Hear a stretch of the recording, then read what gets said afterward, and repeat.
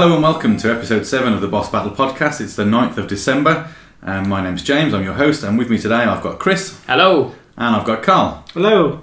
Today is a little bit different to our usual podcast. We will be talking about some of the latest trailers that have dropped this week and giving our first impressions on those.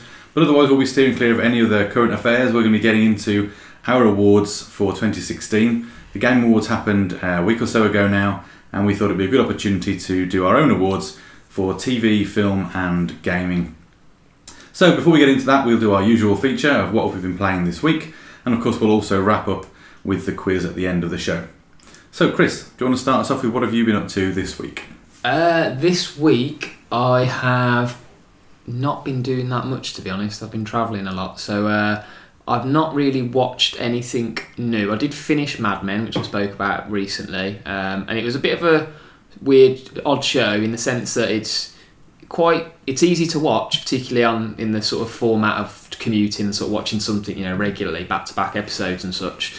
But it's a strange show in that it's definitely one of the most hyped, I think. I don't know if you guys have heard of it as in sort of best box sets and series, but I've heard a lot about it. I have to admit, it's not very action packed. Never watched it. It's not action packed at all, really. It's interesting because it's in the 60s. No, but because it's hyped up like Breaking Bad and Game of Thrones, it's always referenced in sort of top 10 lists and must watch millennial box sets, and it's good. And I watched it through to the end, so I can't slate it too much, otherwise I sound ridiculous. But it's a little bit underwhelming at times, but strangely watchable, if that makes any sense at all. So, well, once you pop, you can't stop. I like to be a completist, I guess. Yeah, but it was good. It was good. Good, interesting, quite three-dimensional characters in it. But just by modern standards, there wasn't like that many moments of intakes of breath, type shocks, which you kind of almost expect now in series. I guess. I think with two conditions, spoiled a little bit every television now, aren't we? Especially in the last few years.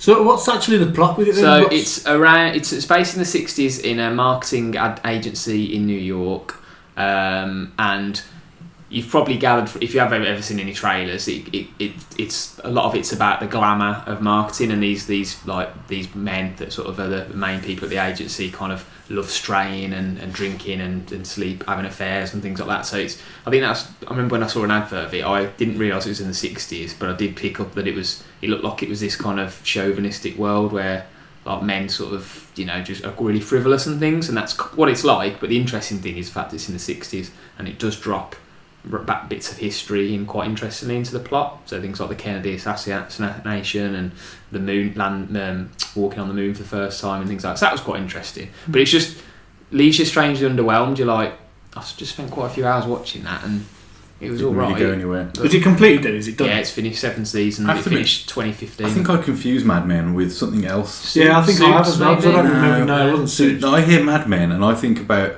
trailers that I saw for some guys who look like they were in some sort of foreign country, and there's a swimming pool and it's all a bit chaotic, and they're being chased by the local mafia or something.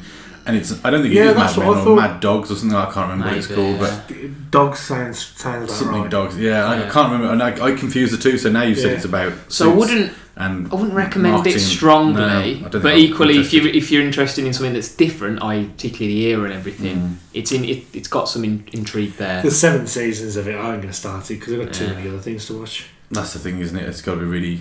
Put it this way: you compare it to The Missing and Game of Thrones and shows like that. It's nowhere near that gripping. So. Do you want to hear something interesting I heard about Game of Thrones recently? The new character is going to be in the new season. Oh no, it's that twat from USC, isn't it? Yeah, Conor McGregor apparently. Is he? Apparently. So not interested in that. I'm not sure if it's. Is he going to fight the Mountain or something? Well, they were. Like the other guy. There was a video of them sparring together. Oh, right. Because I've always wanted his brother to kill him, the Hound. Yeah. I've always wanted the. I think that face-off is coming in this. Whether who will kill who, or whether either of them will kill each other. No Game of Thrones, I'll probably make it. It's definitely coming. I think it's been talked about, hasn't it? I think. I've steered clear of anything to do with Game of Thrones. I don't want spoilers. I don't want to know. There's a few bits of script that have leaked and stuff like that. There was also, I think that is Maisie Williams, the young girl. Yeah. She's had the whole sort of celebrity nudes thing come about, hasn't she? She's had phones stolen off her device. Topless pictures of her, and I think it's just who does that stuff, man? It's just scumbags, isn't it? I just don't get it. But they're. I mean, not that that's part of the hype train, but they're all bringing back Game of Thrones back in people's thoughts now, aren't they? Ready for next year, but it's another 6 months away, isn't it? Yeah. Is it? It's not till the middle of next year. It's later than normal.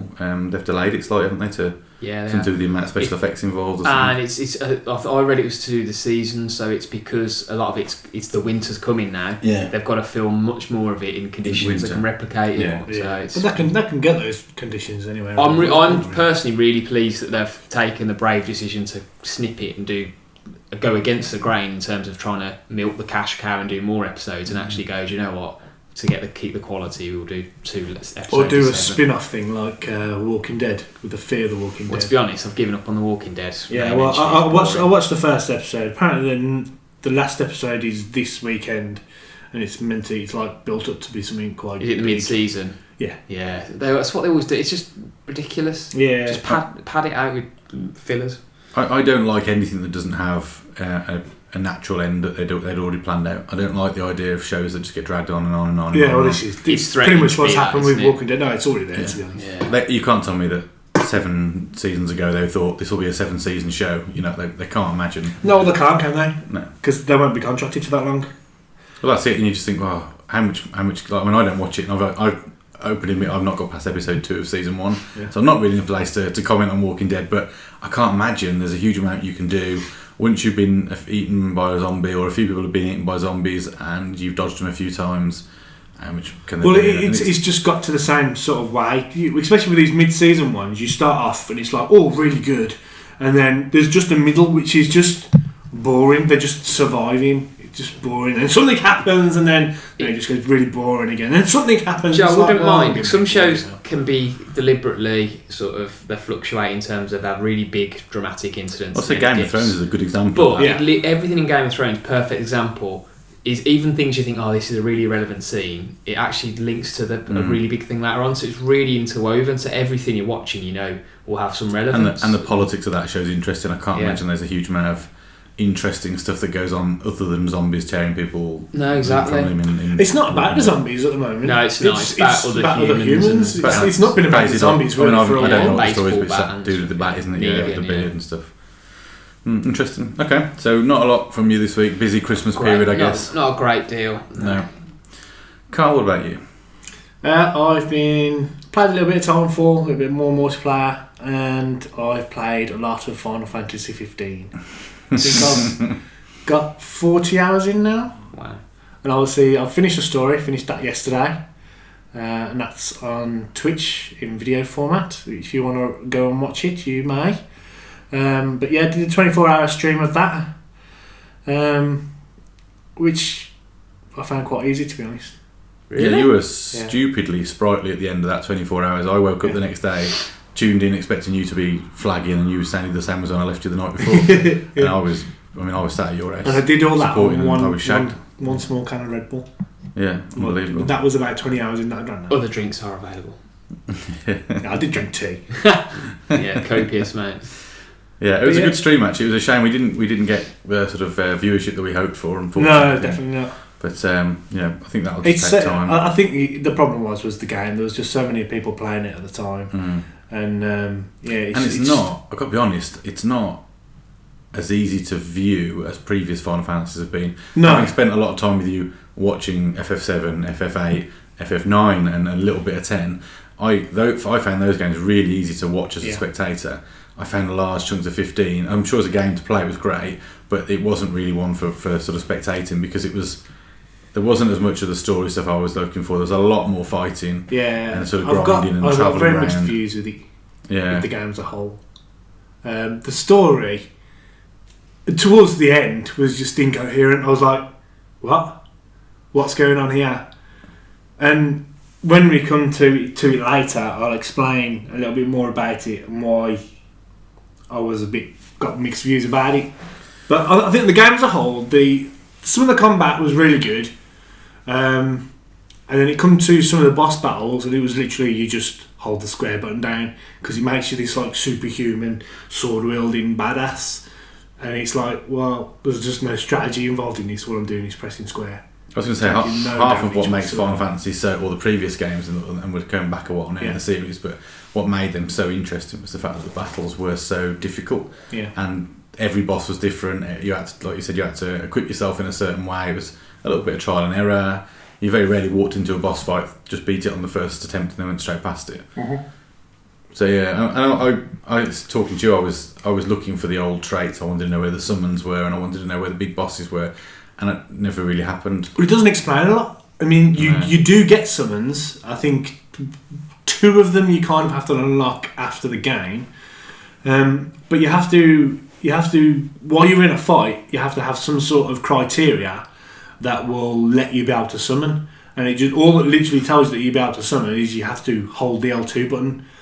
And by the time you've held the L2 button, because most of the time you have to be nearly dead, by the time you've held the L2 button, you're dead, or the trait for it has gone. And I think I got 2 summons. One was Shiva that I managed to get off, and I think the other one was actually Shiva. Because I got Leviathan, I got Titan, which you get as part of the story, and Shiva as part of the story. The other 2 are Ifrit and Bahamut, which kind of come in at the end of the game. Spoilers. But yeah, I mean, I'm torn. I'm very torn because I did enjoy it to a certain extent, but there's just, for a game that's 10 years on and there's still major plot holes, it's just weird. It's telling that already this week there's been an announcement from Square Enix that they're going to be dropping some extra content for free, which is going to drop, I think, more cutscenes and more to explain that story. Yeah. But I don't know how that's going to work. Well, the main bad guy has literally had no explanation of why he's doing it, where he's coming from, why you're fighting him, basically. But it seems no like explanation whatsoever. Given the game took you probably 35 hours to get to the end of. Yeah.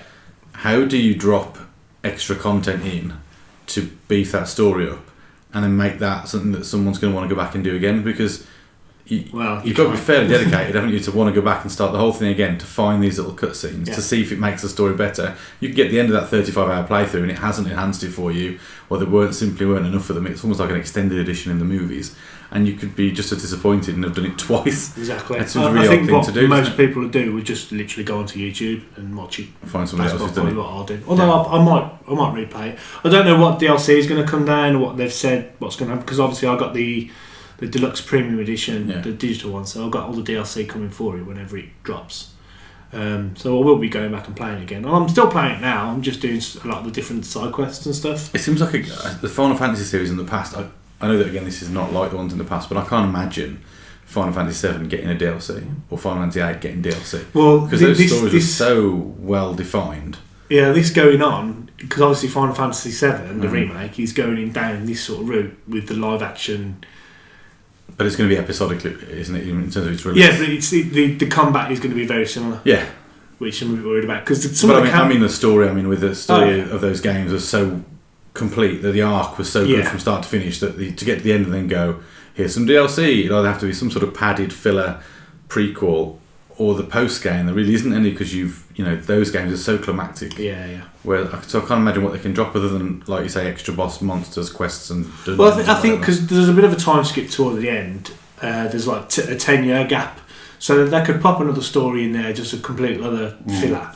If they wanted to drop the story DLC, then they could do that. But I think all it will be, and I think they've pretty much said that there's just going to be like weekly hunts, a bit like Hitman does. They've got like.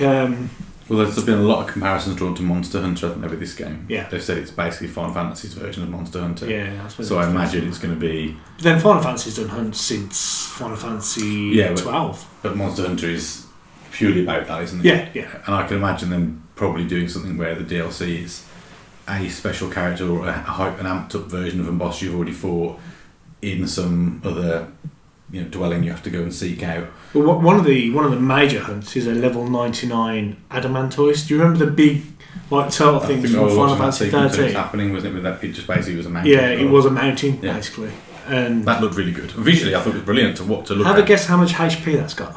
I've got no idea how much. I've got 5 million. Ah. Apparently, it was said that it was meant to take you 72 hours to kill it, but it doesn't.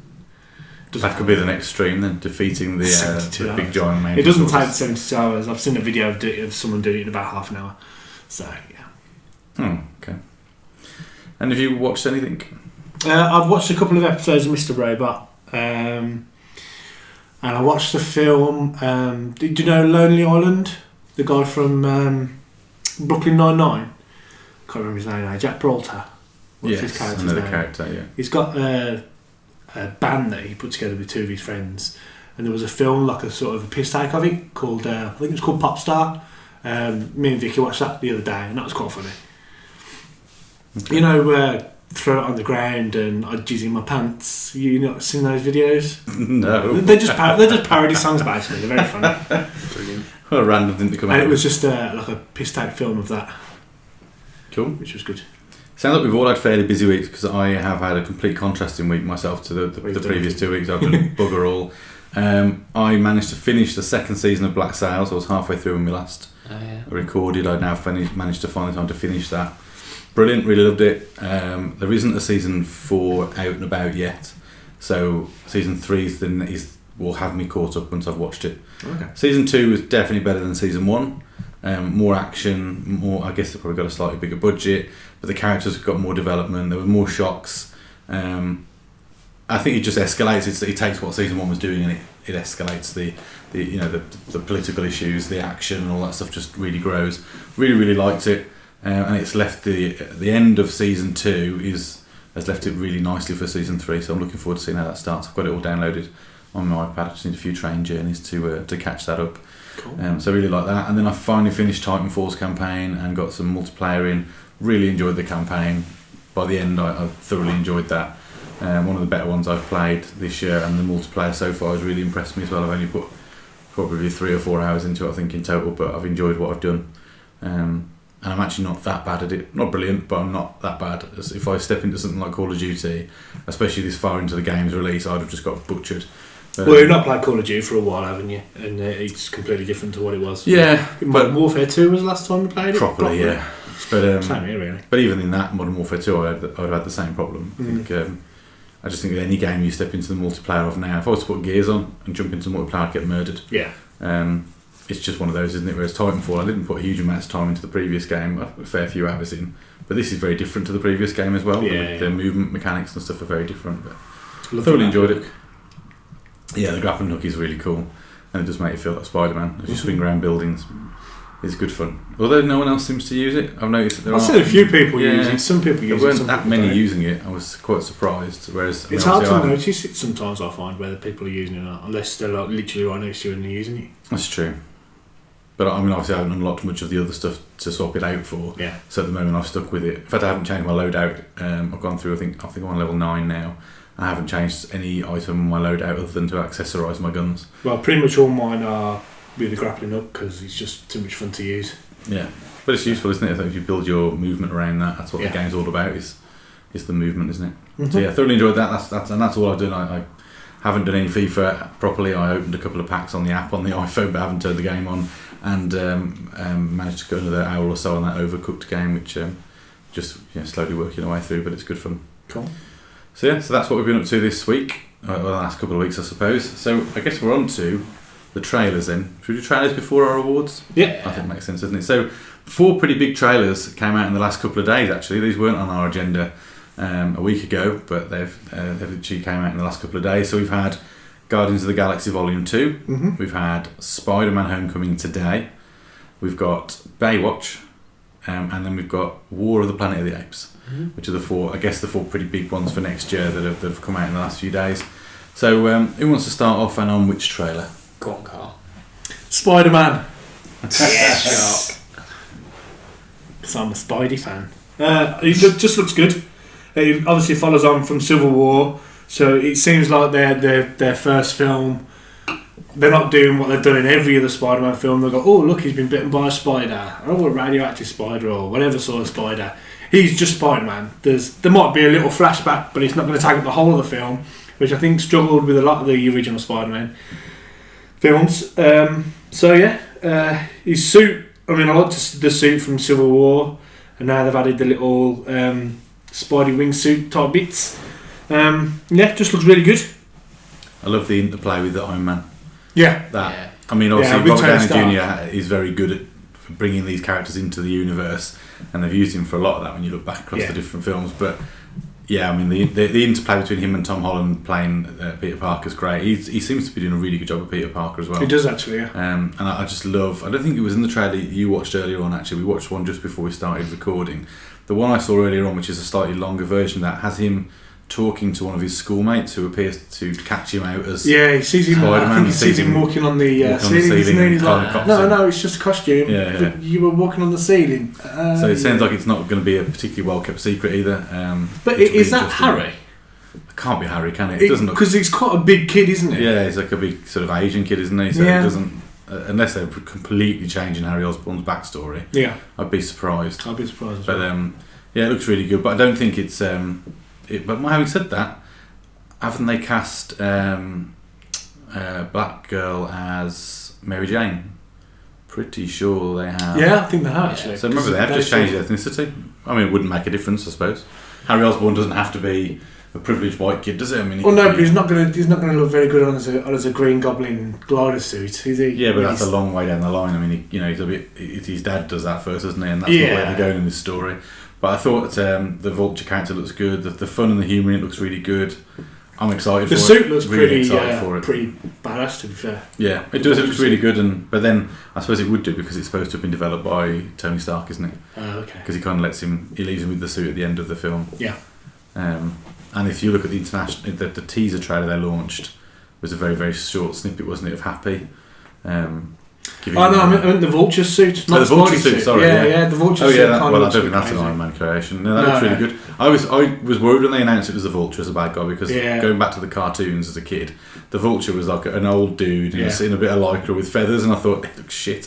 Whereas actually they've gone for sort of a high tech robot armor, haven't they, with robot claws and huge wings. It looks awesome. I mean, it does. It looks much better than the Vulture of the past. I don't know whether that's an incarnation we've seen in comic books because I don't read them, but I've only seen the certainly the old stuff that I remember as a kid was just not the same, and it doesn't look like he's got that aging power problem either, which was something that he had in the cartoon. Sorry. So yeah, it looks really cool. So generally, Chris, what did you think of Spider-Man? I think it looks good. Yeah, I'm not. I have to admit, I'm not the childhood fan that you guys were of Spider-Man. Batman was your Spider-Man, Batman was, but it's the one I was really into, the animated series and all that. But I have to say, it looks really good. Yeah, I think I'll thoroughly enjoy it. It's a movie I think you'll leave with a smile on your face. Is that the earlier one next year? Is that come before Guardians or after? I think Guardians is summer. It's July. Spider-Man is what Guardians is. Yeah, July Spider-Man. Maybe Guardians is probably earlier. Guardians June, maybe. They like to do wouldn't that. Put them they wouldn't put them one. They wouldn't go back to back, would they? Would they? They haven't in the past. They'll try and get each month kind of dominate the box office. But they haven't done that in the past. If you look at it's different studios, isn't it? It's not much. Isn't it? Well, it's Sony and Marvel, though, isn't it? But it's a combined effort. I'd be surprised though. You had X-Men and Thingbob a month apart last year, didn't you? Because X-Men was Sony, wasn't it? Yeah, that was a month apart from. That was a month apart. But that wasn't a collaborate. No, X-Men's Fox. That's not Sony. But that wasn't. I can't imagine Marvel getting into bed with the idea that they're going to launch them a month apart. I have a feeling Carl's going to find out. I'm just googling the internet. April 25th for Guardians 2. Okay, so there'll be a few months in it then. Yeah. Because I was going to say, if you look back at the previous Marvel films. Is there another Marvel film due next year then? Black Panther maybe? No, they bumped that, didn't they? 4. Yes, so there will be 3 then. Yeah. So you are going, and is that late next year? It can't be early. I feel like that's November or something. Yeah. I think it was October last time out, wasn't it? Because Thor has always been the back end of the year. So that would make sense because April. Because I'm sure Guardians was a summer release previously, wasn't it? Yeah. Because it followed either an Avengers or a Captain America. October 27th for Thor. Okay, so there's roughly 2 or 3 months between each film, then, isn't there? We've also got the first season of Iron Fist in March. Yeah, I haven't done Luke Cage yet, so I've got to watch that before I can get into that. Well, you've got till March. So I'll try. Iron Fist is. Well, now you can potentially download on Netflix. I'll see if I can download that one. There you go. I still Chris still refused to do any reading about it. So Spider-Man. Big thumbs up. Everyone happy with that? Yeah. Yes. Yeah. And an excitement rating of 1 to 5. How excited are you? 6. Don't know you tell that. I'm 4 or 4 or 5. I'll go 4. I'm very for that. Yeah. So the second one, then, let's keep on the Marvel theme. Let's do Guardians of the Galaxy Volume 2, which for me personally, was another great trailer. Really excited for that. Baby Groot looks hilarious. Rocket looks on form again. Drax, again, there's some funny lines in there. And Star-Lord. Gamora doesn't really do funny, does she, particularly, but she's there as well. Yeah. Doesn't tell us much about the story. It's just a lot of shooty bang bang, but a bit of funniness. But we still don't. But then the first one did it really? No, didn't really tell much about the story. Which probably not a bad thing, is it? Really? No, it's not. We've got Stallone in this one. We've got Escape from New York. Kurt Russell. Yeah. So we've still got to see those, and we've got to see how that plays out because obviously Kurt Russell's his dad, isn't he? In this. There was talk of the Groot and Rocket getting a spin-off as well. Really? Yeah, a spin-off. I don't know if they need an entire film to themselves. No. But is it Yondu? Yondu, yeah. He's in it. He's obviously a Guardian now, isn't he? In the new one. Oh, is he? Yeah, he's a Guardian now. Oh, okay. Yeah, he's got a big extra tall mohawk thing. Cool. And whatever that thing that was in his head before is now bigger. Her sister's back, isn't it? Gamora's sister, the android, is back. Yeah, well, again. she escaped last time, didn't she? Yeah, so she's back in this one in some form. But they reckon this one's nothing to do with the Infinity Stones. Well, that's what they've said. Yeah, they could have just said they could still making that up, couldn't they? But we discussed this before, didn't we? We've seen 4 out of the 5, haven't we? I think so far we're missing one. So I can't imagine that being in Spider-Man. No. Unless it's some sort of jewel thief heist thing and Michael Keaton's character gets it from someone's... I can't see how that's going to come up. Ragnarok's probably the other alternative. Yeah, Ragnarok's definitely going to have one stone. Ragnarok would make sense if the fifth one emerged there, because Ragnarok is all about the destruction of Asgard in the comics, and it's the last film before the first Infinity Plus War. Spider-Man's in New York, isn't it? And they've already been in New York at various times. I don't think they'll have... How many Infinity Stones can turn up in New York? The only way that would happen is if Spider-Man does become an Avenger at some point, which might happen down the line.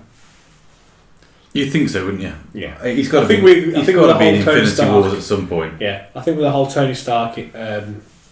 mentoring. Yeah. I still expect as well in Infinity Wars, either part 1 or 2, probably part 1, that someone's going to get it. Captain America, probably. One of the lead characters has got to die at some point. They can't live on into phase 3. I think part 1, you're right, I agree. I think that'll be the end of part 1. Will be someone dying. There was a big rumour that but they've kind of already done this, that Infinity Wars part 1 would be the Avengers being pulled apart, and then Infinity War 2 would be them coming back together to save the day. Well, to be fair, the Avengers have been kind of pulled apart. That's what I mean. That's already been done, hasn't it? Like in a way, they've already been spread a little bit. But and also we don't know what Thor Ragnarok's going to do. Whatever wounds are there, wouldn't it? So whichever. I could see. So it should be someone that's on both sides, like been a bit on both sides. Could be like Black Widow or something like that. Have they said Spider-Man's going to be in Infinity? No, they haven't. But if he is, you could see. I mean, based on the way that trailer shows, Tony Stark seems to be almost borderline father figure for Spider-Man. You could see. You could see Iron Man maybe dying, saving Spider-Man from something. And then Cap and that putting their not beef, but their sort of differences aside. Well, I think they kind of did at the end of Civil War. If you look back to a certain extent, that sort of letter from Captain America saying, "I'm always here if you need me. I'm a hero," sort of thing. Kind of says, "We've had a big row, but we're all still friends." That'd have been interesting. But yeah, Guardians look really good. I'm really excited for that again. I love the first one, and it was one of the better ones of Phase 2 for me. So I'm really excited to see some more of them, and I'm really interested to see how they're then going to play into Infinity War. Because they're going to be in it. They've got to be in it. I think it's just all going to come together. I thought they might have let it slip at some point that they are. I think they already have. I'm pretty sure Russo. I think there was a slip. The Russo brothers have come out, which I think was deliberate. Actually, I think it was one of them slips that was like they knew it'd get picked up. They kind of had to be from the get go though, because they've hidden one of the Infinity Stones, so they kind of need to, don't they? Because at the end of the Guardians, they put the purple Infinity Stone into the collector's set, which has already got the red one in it. Yeah, he had the ether as well, didn't he? Yeah, which is the red one, wasn't it? Yeah. From Thor 2. Yeah. So everyone happy with Guardians? Everyone looking forward to that? Definitely. Oh, yes. Better, more so or less than Spider-Man? Less, but only by a smidge. So 5 for you then? Yes. I think I'm slightly more excited. If I had to split it, I would give Guardians a 5 and then Spider-Man a 4 or something. If I had to split it. But I'm excited, really excited for both. I'm going 5, only purely because with Spider-Man, I actually quite enjoyed the last iteration of it with Garfield, and albeit he looks better. Don't get me wrong, but I don't get quite. It's not a level of 5 excitement purely because No. feels like it's another. I'm version of the same more story. excited because it's now it's part of the Marvel. Yeah. Cinematic Yeah. universe. I liked Garfield, same as you, but Yeah, there's a lot of it's people who don't. A lot of people don't Well, like him. there was a This is odd. I think it was a good choice. there was an Yeah. interview with him recently where he said he left him a bit heartbroken. Yeah, because they were I really expecting a enjoyed it. third and everything, weren't they? Yeah. Well, it was meant to be more. There was meant to be 4, They were wasn't setting there? up Mary Plus Jane the and everything, Insidious weren't they? 6, and there was going to be a Venom movie, and all that's gone now. Yeah. And they still haven't done Venom and Carnage. I'm so annoyed.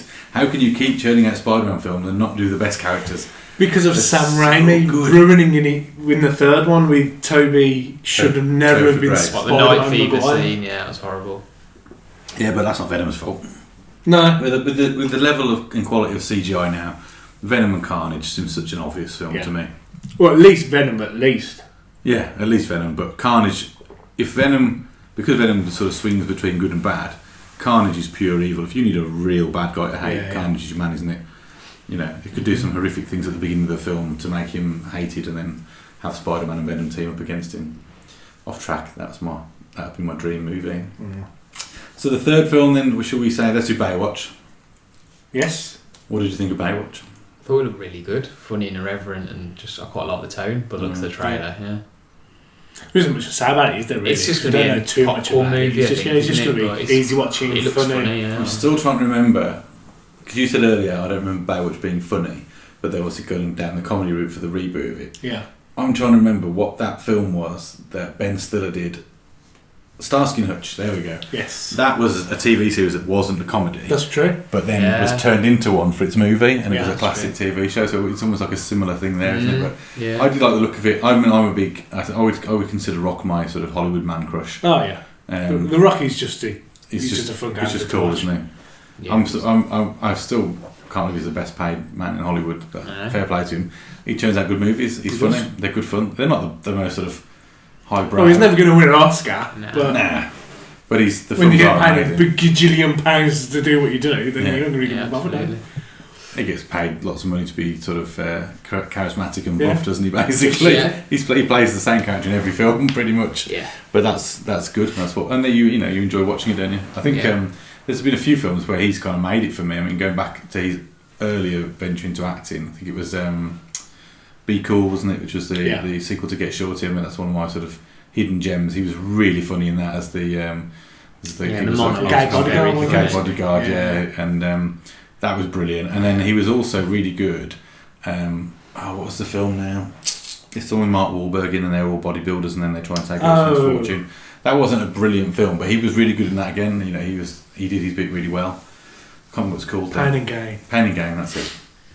So yeah, I Yeah, think He was funny in that because like all the coke and stuff, and that was quite funny. I think Baywatch looks like it could be good. Yeah. Yeah. I'm not a big fan of Zac Efron, and the YouTuber said you were fine. I don't mind Zac Yeah, Efron. I'm not a fine. massive I fan. find him. But I like he looks Bad good in Neighbours. that. But he's good in them, yeah. I saw the first one, I thought it was shit. And then I can't bring Ironically, myself to watch the second one. they're doing a Bad Neighbours 3, and you know what their neighbours are this time? Oh, God. Zombies. Oh, of course they are. Jesus Christ. Not walkers, no. No. I'm still waiting to see if they're going to do, and this is off topic again, the 22 Jump Street Men in Black crossover Yeah, they're supposed to be I doing. mentioned that as well. They're still Yeah. meant to be doing that. But the next Bad Neighbours movie, Bad Neighbours 4, will just be all women, and they'll just do away with all the men actors, and that'll be it. And there'll be Ghostbusters all over again. So, final trailer. I think this one. Oh, in fact, what did you want to give this one as a score? Sorry, Baywatch. What did you think? Baywatch. 3. Yeah. But it's a Three, good, a yeah. good 3. Like, Yeah, 3 is good. War of the Planet of the Apes. That one as well dropped today. First impressions. Having loved really liked the last 2, which I thought first one was good, and then the second one was very good. Don't know. I think it looks a bit too. See, I thought just the a first standard one was war. loads better than the second one. Did I you? did enjoy the second one, but not as much as the first one. But the first one had a lot of heart and stuff, where the second one was just we're just going to fight each other now, and the third one looks pretty much the same. We're just going to fight you It's all just up the again now. ante, hasn't it? Yeah. So I'm more with Chris. I enjoyed the first one, but preferred the second. Yeah. But that was the first one had James Franco in, and I think he's also a useless actor. Oh, I like James Franco. I can't stand him. Oh, he's But I like the second one. I think we saw that as a secret cinema, didn't we? It was a secret Yeah, Cineworld yeah, Unlimited it was, screening. yeah. And it was it was probably the only time where I've sat there and thought the film they secretly showed you was one that was genuinely worth shouting about. Yeah. And I remember sitting there when it came on thinking, oh my god, how cool is this? I don't think I'd have rushed out to see it, if I'm honest, at that point. No. But being sort of, okay, I'm in the theatre now, I've got to watch it. Yeah. I really liked it when I was really impressed with it. It's good. But this one's left me cold. Woody Harrelson's monologue in it sounds a bit naff. They didn't really need a bad guy, effectively, did they? Like a single bad guy. They're trying to make you torn, aren't they? So you don't hate the apes. Side, so it's like, it's bad humans made it. But I know what you mean. But they've had you on the ape side all the way through this series. Yeah, pretty much. Because if you think the first film, he was mistreated. Yeah. And then that's why he went off, and then he ran off, and then the second one, they were trying to do the right thing, and they were trying to keep themselves to themselves, and then the humans balls it up again. Yeah. So I guess they want you to stay in that world where even at the beginning, his little opening, what's the monkey's name now? Ape's name? Caesar, that's it. His little monologue at the beginning says, you made us do this sort of thing. Yeah. It looks interesting. I just don't. I'll probably still see it. If I happen to be free when it's around, I'll go and see it, but I'm not going to put myself out. Limited card. Yeah, I wouldn't put myself out to go and see it though. No. I'll be alright to watch it as and when. So then, less excited about that one. What did everyone think? 2 for that. Yeah. Yeah, 2.5. I think 2 for me as well. Definitely the bottom end of the scale for excitement. It's the opposite of Godzilla, and it's a rubbish trailer good film. Yeah, it could just be a badly put together trailer, and we have just watched 2 or 3 amazing, I say amazing, really good ones that have got your excitement up, I suppose. So then roll into that one, it is going to leave you a bit flat, but it looks good. Cool. Okay, so in that case, we're on to our Game Awards then. Not our Game Awards, sorry. Our awards. We've had the Game Awards, which is what spurred this on. So all the awards I set you all the challenge to come up with your winner for Best Game, Best TV of 2016, Best in Cinema for 2016, your biggest disappointment, and then the final category was up to you to come up with your own special award. Mm-hmm. So those were the categories we sort of set ourselves to have a go at. Yeah. How do we want to do this? Do we go through each person's choice for the specific category we're talking about? Or does one person... Yeah, so you want to prefer to do that? Okay. Yeah, I think so. Yeah. So shall we start with the one that Chris will probably... I'll be interested if you've got an answer for this. Yeah. Best Game 2016. There's so many choices. Angry Birds. Is it the Celebrity Jungle one from the app? I haven't even got that. I think I'll pass, Carl. Oh, so you didn't even think of... I haven't played any games. Okay. So go best game, Overwatch. Which I think I agreed with the... I was going to say that was the Game Awards choice for Best Game as well, so what made you choose Overwatch? Just because it's really enjoyable. And out of all the games I've played, I'm still playing it. Which can't really say for a lot of the other ones, and considering it came out in May, that's pretty good. And I'm still playing it. And they're always dropping new stuff. They just had the Halloween update, which brought on some new skins and bits and pieces like that. And then they've got the Christmas one coming up on the 14th of December, I believe, which will drop some more skins and probably a new instance of a game to play. And it's just a game that I can pick up and just have some fun with. Cool. Okay, fair enough. So you're going Overwatch. Mm-hmm. I went for Titanfall 2. I thought you might. It was a toss-up between me and Titanfall 2 and Overwatch. And not because it's the last thing that I played, although obviously based on what I said a minute ago, it is the last thing I've played. I genuinely went back over the course of the year. I had to remind myself what came out the first half of the year, to be honest. It's been one of those years. There were a lot of good games, or at least well-reviewed games, that I never played. Yeah. So I am basing my decision purely on what I've played, which isn't a huge... Well, you've got to win, I didn't want it to sort of sound like I just picked a game. Like you've got Overwatch, it is the game of the year, but you've also played it and enjoyed it to that level that I can understand it. Whereas if I'd sat here and said Overwatch or Uncharted 4 or something, you'd have gone, ooh, bullshit, you're not playing it. Yeah. So I picked ones that I've played. I have to admit, I haven't played that many bad games this year. Most of the games that I've been able to invest time in, I've actually enjoyed. So I did put that on my notes here that I'd wrestled with Titanfall 2 and Gears 4. Mm-hmm. I'm a massive Gears fan, but Titanfall 2 there was just something about the gameplay that was a little bit more enjoyable. It was more variation. The multiplayer, after only 3 or 4 hours, seems like a lot of fun. I can definitely see myself playing that more. Mm-hmm. Whereas what tends to happen, and you'll know this, Carl, with me, is I play something for a few hours, get very bored, and then stop playing. I can see myself keep doing this with Titanfall. Yeah, that's with Gears. Anyway, I mean, other than actually playing the multiplayer, I think Horde mode is the only thing you could do, and that you burn out on that so quickly because it's just the same thing. So I put Gears. I also thought FIFA was really good this year. They've done a lot of good stuff, but it's FIFA, and it's I buy that every year and generally enjoy it every year. Yeah. But this year it has been better than previous years in terms of feeling like a sort of polished product, and the journey was really good. I still want to get back in and finish that, but again, didn't play enough to be able to really sort of rate that. Yeah. Like I said, there were some games I mentioned when looking through the list, like Uncharted, that I just couldn't comment on. Didn't want to bring them into it because I hadn't played them. I did want to just give a little special mention to the PSVR as something that really impressed me. But as I mentioned in previous podcasts, I'm still waiting for the big thing that makes that feel like a necessary purchase. I'm still enjoying it as a novelty gadget, but it's an interesting piece of tech and one to watch, I think. But there isn't a game on it that makes it game of the year. If Ace Combat comes out and that's really good with the VR, then I'll probably buy VR. I would suggest you come and try it on mine first. Yeah. Because you might find that you get... Well, I'm going to probably get Resident Evil Biohazard, which is playable fully in VR. Yeah. So if you want to see what it feels like to be in it for a long period of time, I can show you some of the motion-based games. I'm going to try and pick up Battlefront because the Rogue One VR mission's downloadable soon. Yeah. So, it's quite cheap at the moment, I think, on the store. Well, it was. It's coming to EA Access. It was £11 in the Black Friday sales, and then it's gone back up now to about £20 again.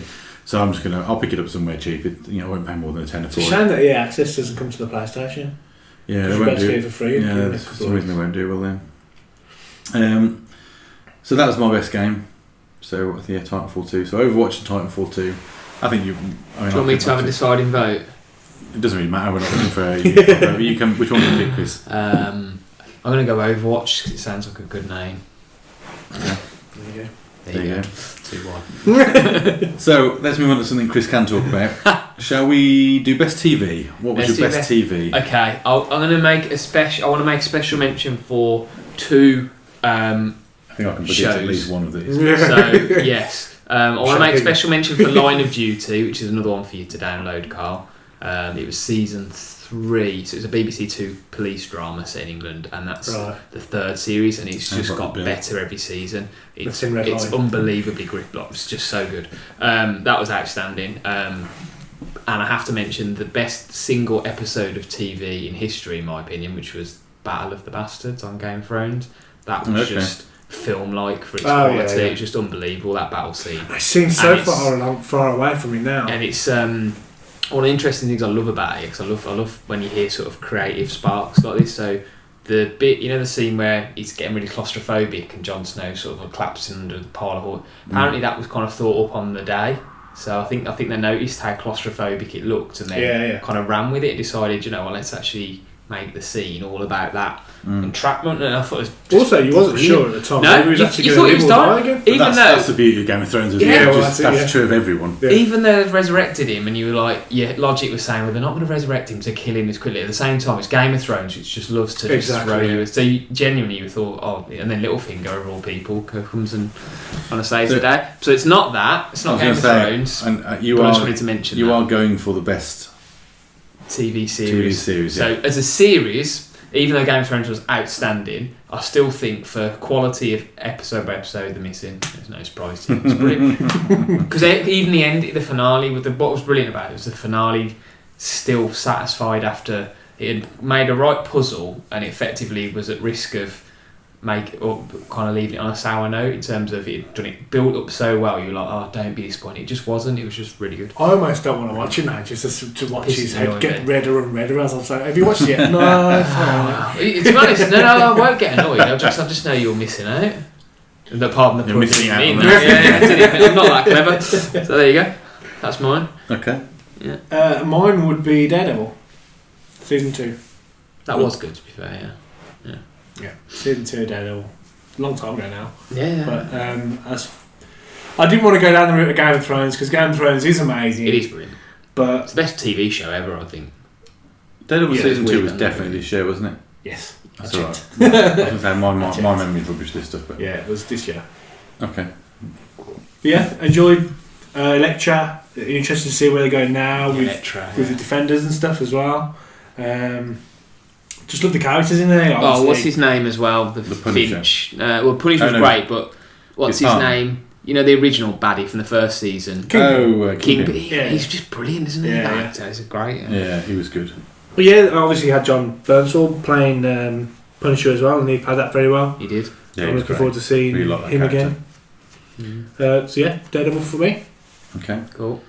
I wrestled between two shows. I've had a bit of a problem this year because I haven't watched huge amounts of TV, but what I have watched, a lot of it hasn't been from 2016. So like Black Sails, for example, I'm on fifth episode season 2. That wasn't 2016. Yeah. Black Mirror, which I've talked about recently again, Yeah. not 2016. I've done Daredevil season 2. I didn't even think about that. And Jessica Jones, I dismissed as I enjoyed it, Jessica but not Jones was top for me. I think I know where you're going with this. Yeah, Mary Berry, yeah? It was a Great British Bake Off. No, I wrestled between Game of Thrones and Stranger Things, Stranger Things. Did you forget about Stranger That Things? is a good shout. and I went for Game of Thrones. Okay, so we did get Game of Boring Thrones in there, which I prequel, thought we yeah. would. That's why I didn't go for Game of Thrones. Only because I based it on. I enjoyed both of them equally for different reasons, obviously. The reason I went for Game of Thrones in the end is that that's the one that I'm more excited about the next season of. Yeah. For me, Yeah. I don't need. Coulda I left said Stranger before, I Things, don't couldn't need they? Stranger Things season 2. Nah, I am really looking forward to Game of Thrones season 7. I also think it recovered well. I think you've got to give it some credit because season 5 wasn't that good Yeah. by comparison to, Know what you to the mean, first yeah. few seasons. It felt a little bit. I think something was missing. Whereas 6. The very was end like- it got yeah, good, obviously the didn't it? end. Very end it The got endings good. generally are Yeah. always good, but season 6 was Yeah. great throughout. It's Really consistently interesting. great, yeah. I still think season 3 is my favourite of Game of Thrones, but I don't. That's because Was that the one with the red wedding? when we first brought the dragons in. Probably, and, I think, Yeah. Yeah, To be so fair, it was. That was a shocking one. So yeah, season 6, Game of Thrones was my choice for best TV this year. Can't really disagree too much with that. I did have No, a short list. definitely So that brings us on to the one that I think probably will be contentious: best in cinema. Well, Chris. I'll leave you two to. Because I'm going to do a bit of a sum up of the year. And Do you to be have a honest, best? Do you have a top one? I'm intrigued. Go on. What do you think I would say if I had to pick one? Oh, you? Yeah. Probably Arrival. It would be between. Yeah. My gut at the moment. Well, have a think about your list. Yeah, I'll have a think about this. You two go through Right, yours go on. first. Civil War. Because Because it had Spider-Man in it. Civil War, because that's Spider-Man. Carl drops the mic, walks out. Okay. No, I just had everything. There's a marketing Just- agency somewhere that's like identifying Carl as like a profile. And they're like, right, doesn't matter what the movie is, can be a musical, just drop Spider-Man in it, Yeah. and you'll go and see it. Well, I can say that the Spider-Man stage show in New York was very good, and that was a musical. Was it? Yeah, I liked Alright, it. there you go. I enjoyed it. Okay, so you said Civil War. I again wrestled. I put a couple down. Civil War was one of them. Deadpool was in there, Yeah. and Fantastic Beasts was in there for me. And not again because it was the most recent, but I genuinely did. I think I came out of the cinema at the time and Yeah, said to you, I you enjoyed did. that as much as Civil War. Yeah. Yeah, you did. Again, I've sort of wrestled with it. I've settled on Captain America. Oh, okay. Just based on it. I've put here, and these were my exact wordings, that yeah, I had the biggest smiles during that film. So all the films I really enjoyed, all three of them are great, but there's just certain sequences in Captain America Civil War that I can rewatch now, and I'm just like, oh my god, that's amazing. The bit Yeah. it was Ant-Man becoming Giant Man Yeah. and Spider-Man. Yeah. When those two things happened, I was just like, oh my god, Kid Yeah. Christmas, this is brilliant. Yeah. It's something we'd waited for so long. That was my reason for picking it. So, and I did put here Spidey settled it for me. Yeah. So that was my choice. Solid choices, I So think. Chris, So you basically just said what I said, because it had Spider-Man in it. You extended this feature for yourself. You've extended this award did. into a full-blown feature. So go Well, on. it's a shame Gaz hasn't got a jingle ready for movie review of the year type thing, is it? Oh, no, never mind. We'll just We use can the add that jingle. post. I did the jingle for Yeah. movie review. Gaz does the quiz time jingle. Oh yeah, he did, didn't he? I'm getting confused. You're Age. welcome to do your own jingles, Chris. No, it's fine. So How I about you do an improvised one now? well, I decided to do a bit of research and kind of go backtrack through my sort of Cineworld booking history for 2016 to get an idea of what films I've Can you seen do and how that? I many. didn't even realise you could do Well, to be honest, I kind of ended up just googling film releases by month, and they're just making a note which ones I've obviously remember seeing. They do have a list of. There is somewhere, but I couldn't find it. Sorry. Well, so I haven't got much of history. It probably make quite interesting reading actually. My list. I'm not going to read through it all anyway, but I've seen around 30 plus films this year, which is quite a good sample size, I guess, to do a top 5, which I've done. But it's not in any order. I know you won't like that, but my top 5 films of the year.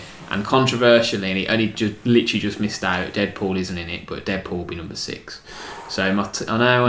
My top 5 would be Arrival. Hang on, I think I know where this is going. It's going to be that stupid Oasis thing, isn't it? Arrival, Civil War, Spotlight, the one on the church journalist covering the priests. Jungle Book.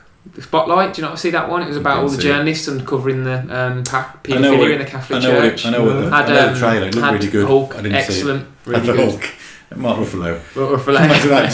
Hulk smash! Hey, dirty priest! Yeah, no, it didn't. Yeah, slightly different character, I guess. Jungle Book, which was really surprisingly good, and it was the best 3D film I've seen since Avatar, because. Yeah, it was made for that platform, and I don't normally like 3D films. And then Supersonic, yes, is the other one. So, but just to qualify that, just to qualify that, one, if you looked at even IGN and source like that, it got well reviewed everywhere. And probably because they're all fanboy Oasis. Someone, I don't know if IGN would. No, maybe I doubt. Did IGN review Supersonic then? They did. They gave it like really good. It was used on the quotes on the poster. I wonder who reviewed that. But anyway, Chris probably. But I know. No, on a serious note, I've seen multiple reviews now from critics that openly say at the start of their review that they're not huge Oasis fans, and even they gave it positive reviews. So I think if you as a fan, not me, obviously it was just. It's different. You could be a fan of Oasis and really like it. You could be a neutral and really like it. But if you hate the sight of Liam Gallagher, you're not going to like it, and that's me. Exactly. You're stubborn. You've made up your mind. No, I don't like him. I find the man really, really retaining. So he's kind of he could be the most charming thing ever in the movie, and I still would hate him. He's not charming. He's just himself. Noel's the genius. Anyway. Yeah, I don't mind Noel. I quite think he's quite funny. He's very entertaining. I think he's rude sometimes, but I think he's funny. Whereas Liam's just a twat. Yeah. But I came up with my sort of disappointment of the year into movies. Well, I'll link to yours then. So they're my top 5 films. My disappointment of the year is poor sequels. No, it's poor sequels. So I'm listing some of the ones I've seen here. So, or disappointing sequels, I guess I should say. So again, you've not defined it down to one. We're going to have a selection. No, that's my disappointment of the year. The trend in disappointing sequels. Oh, okay. Yeah, that's a trend, isn't it? So, and then I'll back it with the data. Or is that the disappointment award? That's the disappointment award. Okay. Yeah. So confused. The poor sequels are. It's a comment on the year. I wouldn't want to put it on a plaque. If you were giving that out as a trophy, who would you give it to? All of them. I'd give it to Hollywood and say, look, you deserve this. Put it on top of the Hollywood sign. Yeah. Trophy. Biggest disappointment award. Yeah. This guy who's a podcast no one listens to. He's disappointed in you. You should listen to him. So I'm going to list some of them ones because when going through my list, booking history really brought it home that this was the trend I should bring to the table really. So Independence Day 2. Now you see me too. Jason Bourne, which wasn't crap by the way, but it was in the context of how good the last 2 were. It was just so disappointing. That's 3, not 2. No, because the first one was good, but then it was the next 2 that got great for me. Okay. So I didn't think the first one was brilliant, but I thought the second and third were brilliant. Okay. X-Men Apocalypse, which again was good, but just still not disappointing. Turtles 2, Star Trek Beyond, and Bad Neighbours 2. That's for me a real trend of Superman. Diminishing poor. Well, it wasn't a sequel as such. I mean, to be honest, technically a sequel. Man of Steel was shit, so it was better than Man of Steel for me. But not by much. Not by much, but do you know what I mean? So for Laws of Diminishing Returns, those films just capture that, and I'll very cheekily shoehorn in my. What's the other award we had? No, you wait for that one. That's your special award. Alright, yeah. Special award. Okay, because it's movie related. Oh, wait. Yeah, wait. That's fine, I'll wait. So you can do the next one. You can do biggest disappointment. My biggest disappointment wasn't movie or TV related. Mine was game related, and it's a game that I actually really enjoyed initially, and then it fell flat on its arse, which was The Division. So this is going back a while now. It was March it was released. I remember the story. Tom Clancy. Tom Clancy, yeah. I really enjoyed The Division. I enjoyed the beta a lot. And I really enjoyed the sort of cooperative element of the main game, getting up to the level you needed to be really be able to go and then start doing things like the Dark Zone, only to get into the Dark Zone and find it an absolute nightmare, and it was just shit. And then I'd like you'd done with Final Fantasy. I bought the Ultimate Edition, so I've got all the DLC waiting for me. I haven't been back to it. I do want to go back because I've heard some good things have been added, and there's some sort of new survival mode which has been added. I don't know if you've heard about that. That's supposed to be really good. So I want to go back and try it again, but I just haven't got the energy at the moment to get invested again because it just fell flat for me. So my biggest disappointment was something that I enjoyed, and I put here that the Dark Zone concept was a really good one, but it was ruined by people. I put spoiled by bad players. Yeah. And I would say that's similar, and I'll give you a couple of examples where I think that's happened before. Assassin's Creed had a really good idea for its multiplayer back. I think it was Assassin's Creed 2, Brotherhood. I think. So it was the sequel to 2, wasn't it? Can't remember. It was their which was it was his character stream, but there was 3 games on that stream. I don't know if it was Brotherhood or it was the first one. It might have been Brotherhood. But Assassin's Creed had a great multiplayer concept, but was ruined by idiots who didn't do the stealth. They just ran around like lunatics and made themselves really obvious. So you couldn't play the game how it was meant to be played because some people were just not doing the sort of stealth assassination element. And then the other one that was similar for me, although it didn't really ruin it because we played a lot of it still, was Splinter Cell Chaos Theory. You would jump into games of that where some people would be playing it what I would class as properly, and other people were just running around like idiots, not doing the sort of, again, the stealth element. So I think these are all games where there's an entirely new twist on multiplayer, but it's only good if the people are true to that, what the designers intended. The thing that annoyed me, especially with those 2 games, is the fact that the people who weren't playing it properly were the ones that were doing the better. They were getting the most scores, and I know I can. But it's effectively what most people do, isn't it? You know, you look at any multiplayer game, people work out what the exploits are. It's the same with FIFA. I guess you could argue that people don't. A lot of people who play against it on FIFA play it properly, and it's played like a game of football. Yeah. But then other people work out where the exploits are and just try to repeat the same thing over and over and over. Yeah. And that for me is not what these games are about. I'm not enjoying that aspect of a game. No. I'm not there to try and exploit it. I want to enjoy it the way the game was intended to be enjoyed. So that was it for me. The Division was my biggest disappointment. So, my biggest disappointment, which I obviously alluded to a little bit earlier, was Final Fantasy 15. 24 hours of solid disappointment. This is where I'm battling with it, because on the one hand, it is a good game, it plays well, the story's just broken, but the gameplay is good. The side quests, some are okay, a lot of them you just go in somewhere, a lot of side quests, you're picking something up, you're taking it back, and you're doing fast travelling, and all you're doing is watching a loading screen, and the loading screens take a while. And the fact that they've been developing this game for 10 years, and then literally the game comes out within 2 weeks, they were like, so we're going to introduce some, we're going to have a patch for it, which adds more to the story. And I'm thinking, you've had 10 years to do this. The story hasn't really changed since the concept back in 2006. It's just... Wasn't this originally a spin-off of 13? I'm sure its initial development was a spin-off of 13. I'm not sure it was 13 though. I thought it was 13. It might have been. Anyway. But and then you've just got the parts that they're just trying to do things that every game has done. It's like these little horror elements in the one chapter where you're walking around in this dark thing, you're walking really slowly, and it just completely takes you out of the game. And then this jump scares, and I'm thinking, why is there jump scares in a Final Fantasy game? There's never been jump scares in a Final Fantasy game. I shit my pants, and if you watch the stream, you'll probably see me shitting my pants, because I just wasn't expecting it at all. And then that chapter was just balmy. It was absolutely balmy, because you lose all your powers, and it's meant to be that you're really vulnerable, yet they give you this ring that just one hit kills everything. Like this big massive iron giant thing comes up and you just press the button and it's dead. I'm thinking, you're just contradicting yourself here.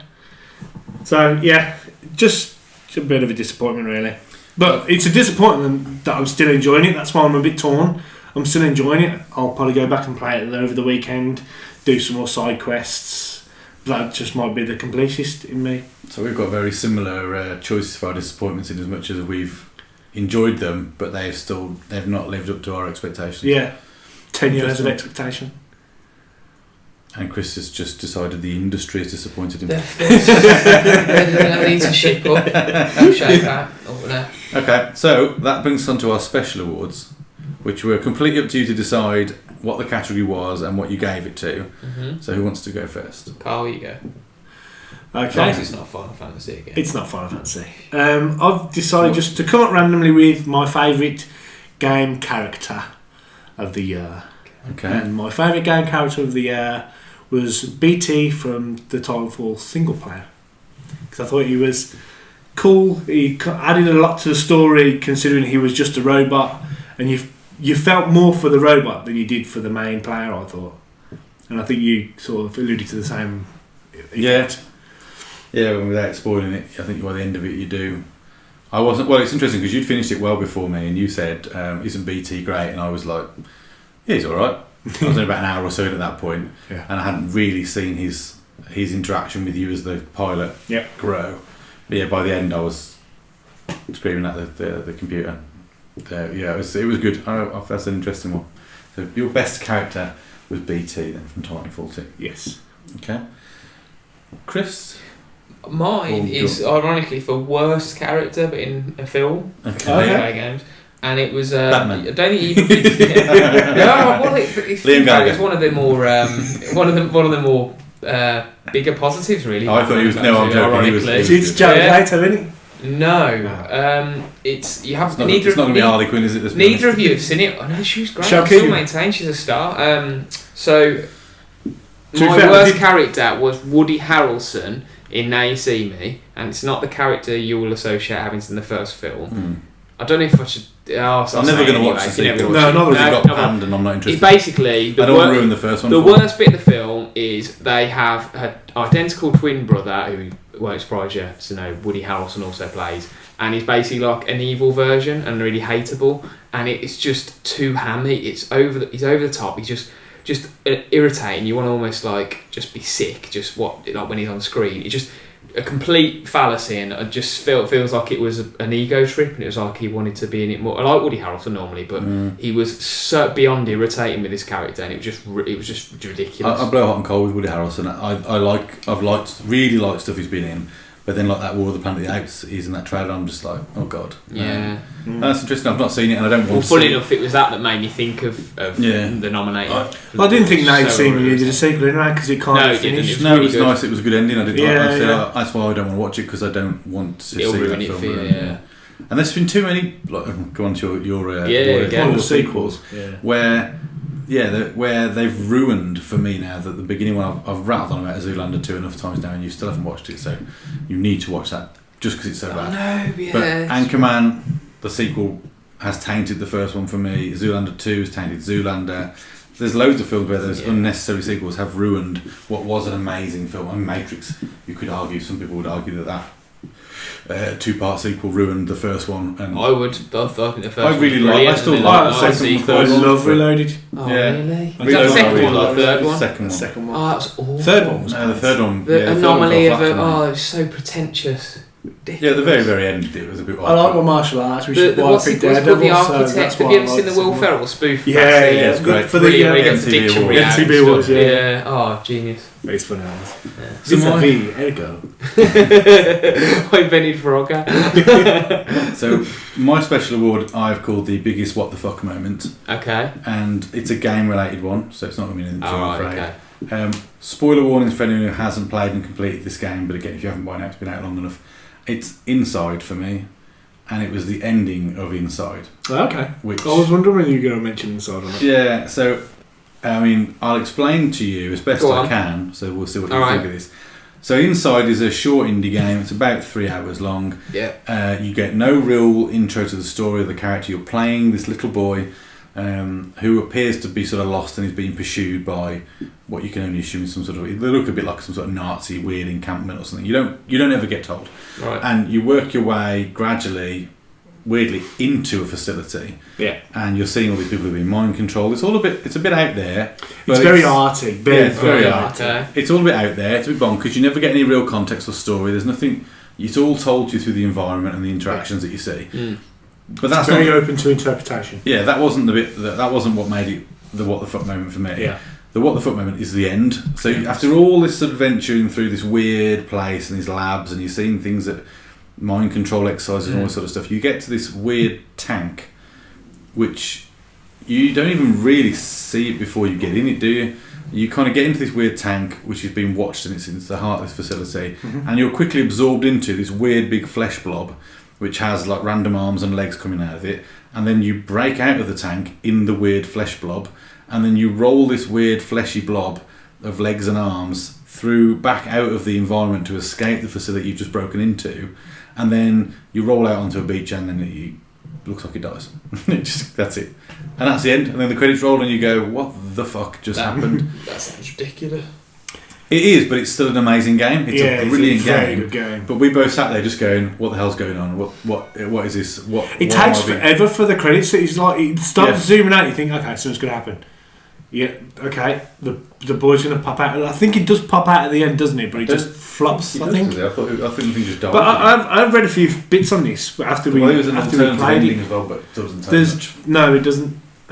But there's a bit where you're the blob, you're falling through some floors, and you fall through to a diorama room, which has because you at the end when you break out, you roll down a load of trees. Yeah. There's actually that bit in the diorama which you fall into. So a lot of people are saying that it was like an experiment to see if this thing can be controlled, that they were trying to do something with. Yeah, it's just a really strange thing because you play out this weird environment with this kid and you don't quite know what his agenda is and you never get told, and then at the end it becomes part of this giant flesh blob and then you do this weird crazy escape, and it's a brilliantly designed game. I just have no idea what the hell was happening. So that was my... It's a bit like Final Fantasy 15. Yeah, I think, well, at least they tried to tell a story in Final Fantasy 15. This was just bonkers. But so that was my special award, my biggest what the fuck.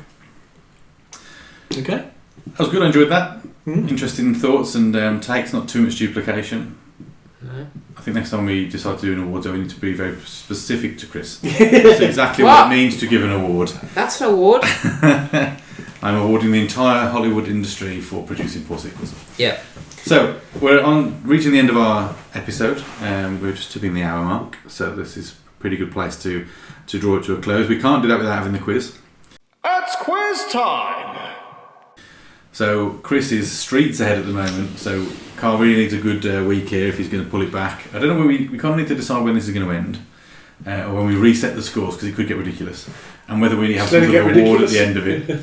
So maybe we'll try and have a think about over the next few weeks what that might look like. But for now... And it's still a holiday for the winner from the loser, yeah? You're paying for a holiday if you lose. Well, it'll be Adam. They'll be paying.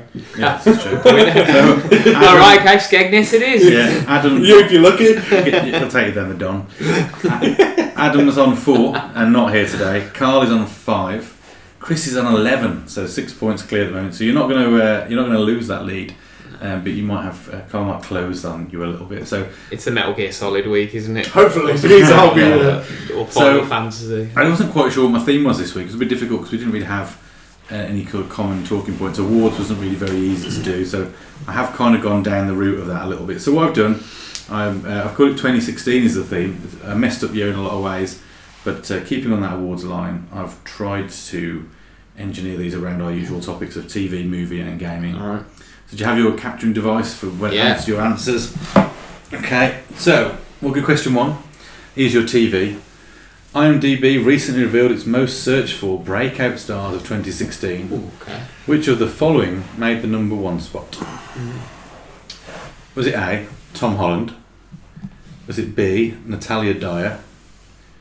Which is Nancy from Stranger Things, in case you're not sure who that is. Was it C, Brie Larson from Room? I watched that one myself. Yeah. Or was it D, Millie? Good. Was it D, Millie Bobby Brown? Who? That's also Stranger Things. Stranger Things, and that's 11. So IMDb recently revealed its most searched for breakout stars of 2016. Which of the following made the number 1 spot? Tom Holland, Natalia Dyer, Brie Larson, Millie Bobby Brown. Okay. It's a good question, actually. Makes you think. Okay. Your movie question also comes from IMDb, because at the same time they revealed their most searched for stars of 2016. So which of the following made the number one spot this year? Was it A, Margot Robbie, B, Tom Hardy, C, Leonardo DiCaprio, or D, Emilia Clarke? So again, IMDb recently revealed its most searched for stars of 2016. Which of the following made the number one spot? Margot Robbie, Tom Hardy, Leonardo DiCaprio, or Emilia Clarke?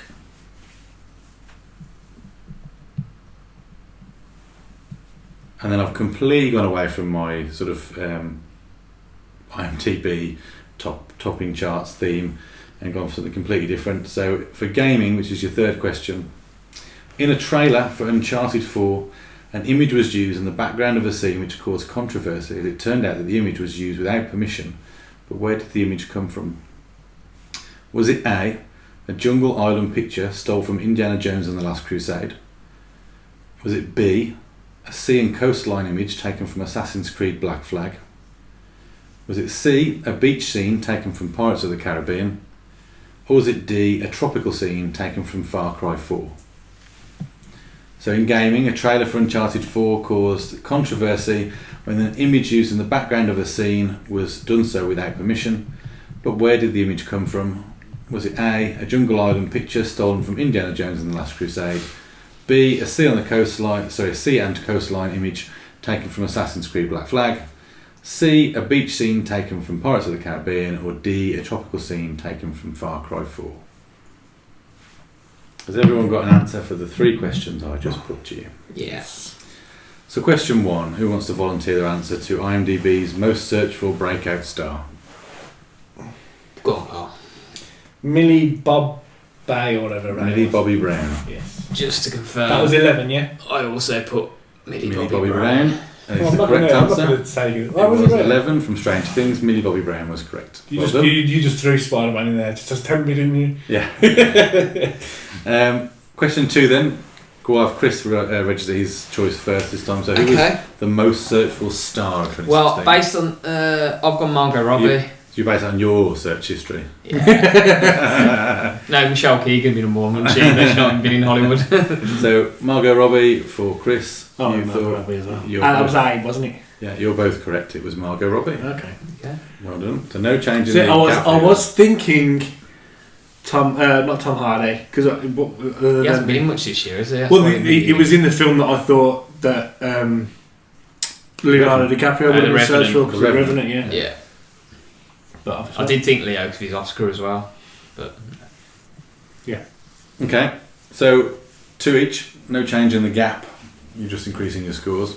So I'm interested if you can do anything about that gap in this question, Carl. Well, I did hear about this, but I can't remember what it was. I remember reading. I've got a screenshot of the image to show you, so I can also show you what the answer was. All right. So, Carl, what did you think it was? I think it was the Pirates. C, I think. C, a beach scene taken from Pirates of the Caribbean. Yes. Oh, I apologise, Carl, because I've also put the beach from the Well, it might be wrong. But as a guess, I didn't think it was the 2 gaming ones. I thought that'd be a bit too... I don't know, I didn't think that would be that credible, whereas I thought movie reference, maybe. You're both wrong. Oh, okay. It was it Black Flag? A sea and coastline image from Black Assassin's Creed. Oh, it was? I'm pretty sure it had something to do with art. Yeah, so basically that was the... this is no good for an audio podcast, but for the benefit of you two in the room, that was the scene. Okay. So that was a picture frame in the background of a clip for the game Uncharted 4. Right. And they swapped it out then in the actual game itself when they had all the uproar. But that was a screenshot, and they actually... It was quite funny because the original image has a pirate in it. Oh. So whoever it was at the Naughty Dog Studios who do Uncharted, who took that image from Google or wherever they picked it up from, can't really say that they didn't know, because they had to Photoshop the pirate out to put it in there in the first place. So I don't quite know how that works, but they got in a bit of trouble and they swapped it out. It's not there on the later one. So brilliant. Well, that means that the scores have changed, but the gap hasn't. So Chris, you're now on 13. Carl, you're now on 7. And Adam, you're still on 4. Maybe you should try turning up to 1. So, just to wrap us up then, if you want to get in touch with us, you can do so by Google Mail, which is bossbattlenetwork@gmail.com. You can get us on YouTube, you can get us on Twitter @bossbattlenet, and you can get us on Twitch, and obviously catch any of our streams or the archive of our previous 24-hour stream if you're interested in how that went. We are recording one more episode this year, but there will be a gap over the Christmas break, so we'll be recording over Christmas, and we'll also be doing a special spoiler cast for Star Wars Rogue One story, which we'll be seeing as well over the Christmas break. So 2 episodes to come, but they'll be going live just after Christmas. Otherwise, all that leaves us to do is wrap it up and wish everyone well. Have a great Christmas, and we'll hopefully you'll hear from us after Christmas. So thank you very much and goodbye. Goodbye. Bye bye.